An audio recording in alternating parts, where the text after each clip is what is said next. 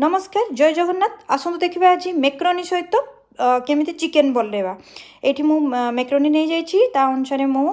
पानी भी पकई देती ये मु ऑलिव ऑयल पकई आपड़ कौन भी ऑयल कि बटर पकई पारती स्वाद अनुसार लुण पकेबे से टमाटो प्यूरी पकईदेवे आटा टेस्ट भी भल लगे बेसी समय रखे 5 मिनट खंडे बसला देखो आमर रेडी हो जाइए मेक्रोनीटा बेसी जदि आप सीझेबे से भल लगे तेल पकड़ा जो देखिए सब मेक्रोनी जाक केमती छड़ा छड़ा हो रही ना आमर मेक्रोनी रेडी ये मु फ्रोजेन चिकेन बॉल नहीं यहाँ एमती ही मिले यहाँ आउ कि पकड़ा दरकार नहीं जस्ट तेल टे भाजवा दरकार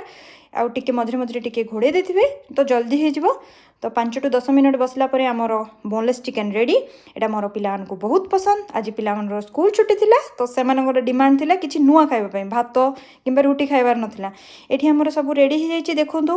मु लंच प्रिपेयर कर देछि से ग्रेटेड चीज पकई आउ से साइड्रे मु टमेटो केचप देछि ना पिला पसंद रेडी। नमस्कार जय जगन्नाथ पुणी थे देखा आउ गोटे वीडियो।